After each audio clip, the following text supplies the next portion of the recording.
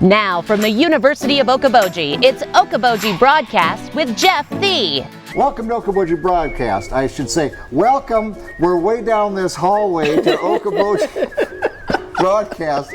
I'm Jeff Thee, and down the hallway here I have here with me the director of the Dickinson County Museum, Dreier. Well, we're in kind of it's a hall, basically. You've got a wall on this side and then the wall here and a doorway. It's kind of like being in the bowels of the museum. It really is. It's a place people don't typically come, but it's one of my favorite places. Well, when I came in, I said, where are we going? And you said, how about if we go to the research room? I never ever stuck my head in here. This is sort of the heart of the museum. Yeah. You know, it's where the good stuff lives. The good stuff. This is where you got the good stuff This is where we got tucked the away. good stuff. Yes, yes. And it's named after a very special person, historian, here for the Iowa Great Lakes. Yes, and actually, if the truth be known, it's going to be named after him tonight. When we dedicate it at our Dickinson County Historical Society and Museum, Inc. annual meeting. Oh, nice. We are going to be dedicating this room to Aubrey LaFoy. Yeah. It's the Aubrey LaFoy Resource Room. And we wanted to do this for many reasons, not the least of which is when you talk about Lakes area historians, Aubrey's name always comes to the forefront. He has written many books. My favorite is the Okoboji Remembered book. He's written Strolling Down Memory Lane at the Iowa Great Lakes. He's also written Smoke Over the Waters and Over the Waterways. Yeah. I just love these books. There are so many kind of wonky facts in them.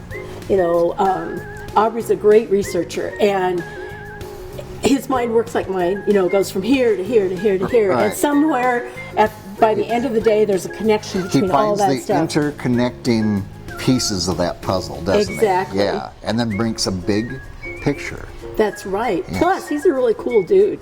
He has recorded many, many personal stories for us to archive here at the museum.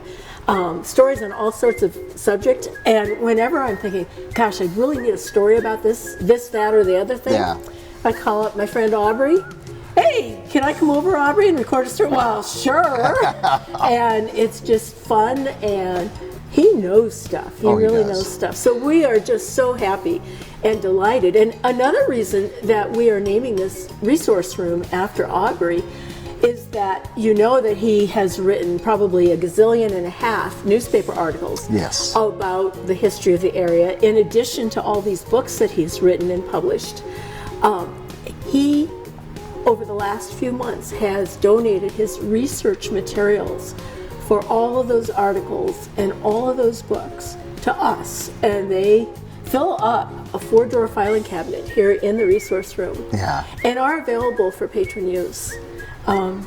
Awesome topics. I have to say that one of my favorite little file folders, just a regular old file folder, it's labeled Bootleggers. Oh, yeah. Aubrey knows the good stuff. the good stuff on the good stuff. That's right.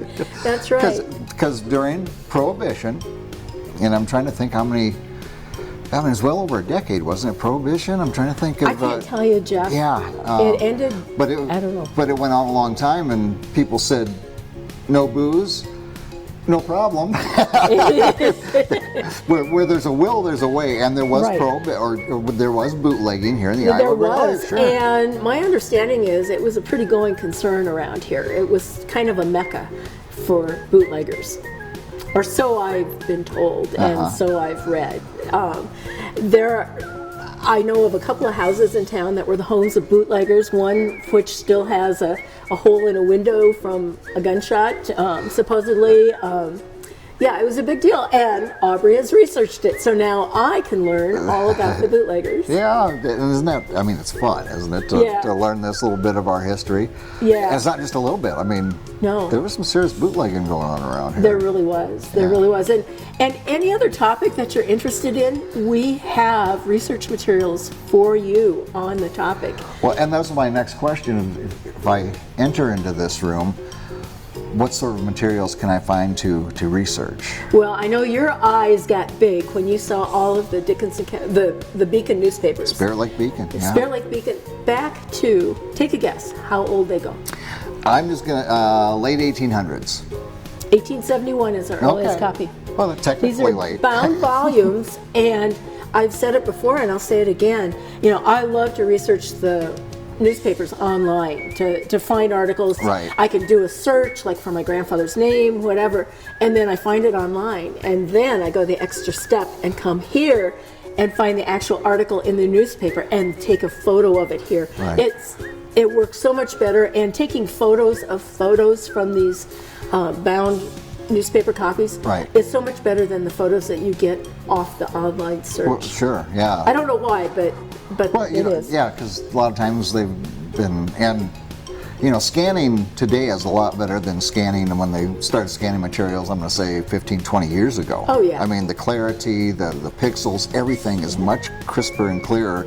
So if you're getting something that was scanned from, let's say, 1995, 1998, not as clear and crisp as come in here and snap, snap, grin, grin. Exactly. Plus, another joy is that I really enjoy, I go down the rabbit hole of reading more articles, is you get to see the surrounding articles and the advertisements and really know what was going on in the era of the article that you're interested in. You'll notice I'm wearing gloves today. Yes. It's a plastic glove day, or silicone gloves today, because we do ask people to wear gloves when they use this stuff. Sure.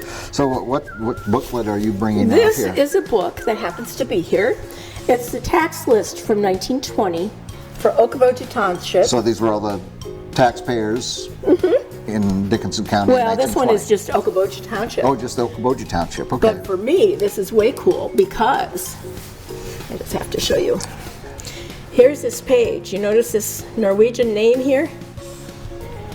That's my grandfather. That's your grandfather. And so from this record, this book that's here at the museum, it's got the legal description of all the land he owned back in 1920.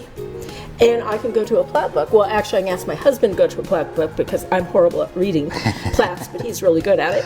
And we can find this actual land and go drive by it. Sure. What's also interesting to me, of course, is that there are dates here under the delinquent column for him. Okay. But that's another story for another day. But, if you had family here in the area at all, these old tax records are invaluable for finding out where they lived, what they owned, whatever. How much they were paying for a parcel of land or whatever. Right, and how much they didn't pay in their property taxes. So, that's so interesting. And do you have various years here then? We don't have a whole lot of these, but we have other types of record books that show similar information. Okay. And I've learned so much, just from these crazy little books that I don't know. And from your, to find out more about your family, and how cool to go drive by. And anybody can do this. Yeah. Anybody can come and do this. Sure. And, they're... And notice that's not an Excel sheet. No. It was all handwritten. It was hand done. Yeah. It was hand done. And what's kind of cool, also, just a little side note, my grandma was county recorder during this time. So we have books that have her handwriting in them. Oh, now that is cool. That is way cool. Yeah. You talk about connections. It's way cool. But really, come on in. Use our resources because you will find out lots and lots of stuff about your families here. Well, you got a couple others there. Did you want to? Yeah. This one looks pretty old, doesn't it? That looks very old. Yeah. Well, it looks old because it is the Spirit Lake Township records from 1870 to 1904. Wow. Yeah. And the binding, everything still looks. Yeah. I mean, you can tell it's aged, but I mean, it's holding together. And you open it up. Do this fairly carefully. Yes. And there are handwritten records of your ancestors in here, of what they bought, when they bought it, where they lived, sometimes even the property that they owned. Right. All handwritten. Wow. Back in the late 1800s. Yeah, anyway, very cool. Isn't that cool? The stuff you can learn from these. Yeah. And bring, right into, if your family history or anything, you can tie it all together. And which is Yeah, Okoboji Protective Association. Yeah, you've seen these before. Yeah. I keep bringing these out because these are my very favorite Yeah. guides to early history around here. Put out by the Okoboji Protective Association. They started in about 1908 or so, Okay. and went through the early 40s. And we are so lucky and so appreciative. One of our volunteers, Frank Christensen, has gone through and indexed these so that if you have a name, for instance, that you're interested in, you can go to the spreadsheet and see what volume and what page that name shows up in each of these volumes. So due to the research, you can home right in on what you're looking for then. Right. Here's a little article about the beginning of the Arnold's Park Public Library. There are photographs in here of the lakes. Here's an article about the YWCA was going to train leaders. An article about the Spirit Lake Massacre written by Harvey Ingham. I wonder if that's the Ingham church camp. Yeah, Ingham. makes you wonder, yeah. The natural history of the area, who the officers were. And then in most volumes, they have kind of a society section where you can learn who had tea with whom. Oh. And that is really cool. I love it because I find other relatives and friends of my family. Yeah. And Well, those are some of the best tidbits from small newspapers from decades ago. They always had the who called on the home of so-and-so and who poured coffee and all that stuff. That's exactly They're what this exactly what is. we're looking at here.